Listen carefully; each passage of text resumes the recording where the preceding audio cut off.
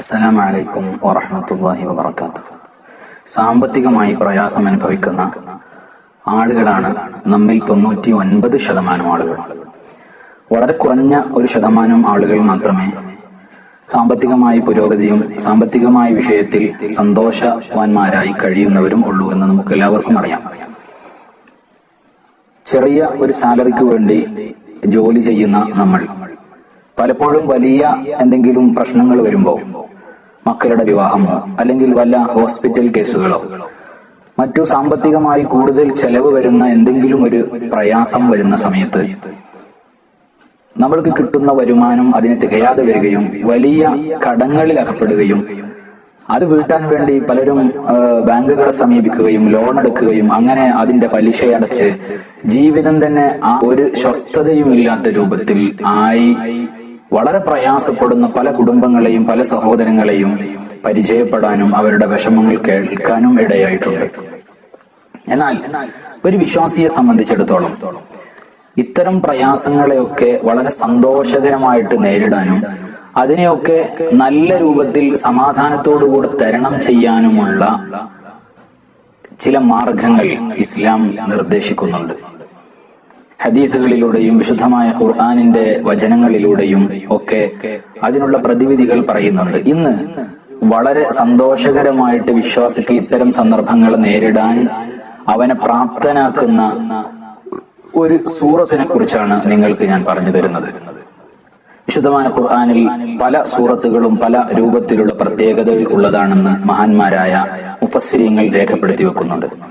അതുകൊണ്ട് ഇത് പറയുമ്പോൾ ഇതിന്റെ താഴെ തെറി പറയാനും അതുപോലെ തന്നെ മോശമായ രൂപത്തിൽ പരിഹാസത്തോടുകൂടെയും പുച്ഛത്തോടുകൂടെയും കാണുന്നതിന് പകരം ആദ്യമേ ഞാൻ പറയുകയാണ്, ഇതൊന്ന് പരീക്ഷിച്ചു നോക്കുക.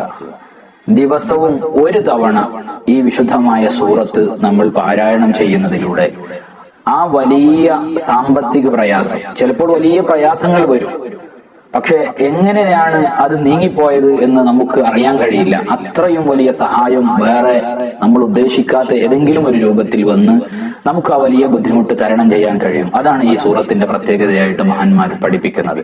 അതുകൊണ്ട് അഭിപ്രായം രേഖപ്പെടുത്തുന്നതിന്റെ മുമ്പ് നമ്മൾ അത് പാരായണം ചെയ്ത് പതിവാക്കിയിട്ട് അതിന്റെ ഫലമുണ്ടോ ഇല്ലേ എന്ന് നമ്മളൊന്ന് നോക്കുക. വിശുദ്ധമായ ഖുർആനിലെ 90-ാമത്തെ സൂറത്ത്, എന്റെ കയ്യിലുള്ള മുസ്ഹഫ്, ഇതിൽ 594-ാമത്തെ പേജിലുള്ള സൂറത്താണ്. സൂറത്തുൽ ഫജ്റിന്റെയും സൂറത്തുൽ ഷംസിന്റെയും ഇടയിലുള്ള സൂറത്ത്, സൂറത്തുൽ ബലദ്. ബിസ്മില്ലാഹിർ റഹ്മാനിർ റഹീം.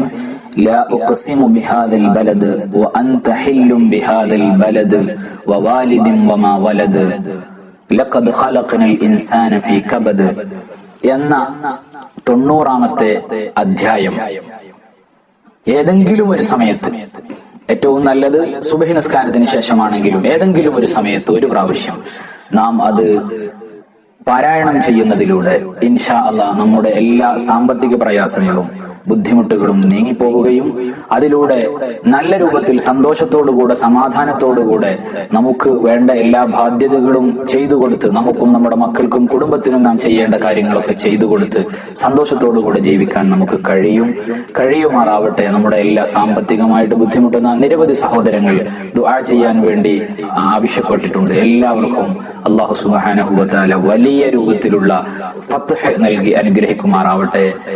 എല്ലാവരും ദുആ ചെയ്യുക. അസ്സലാമു അലൈക്കും വറഹ്മത്തുള്ളാഹി.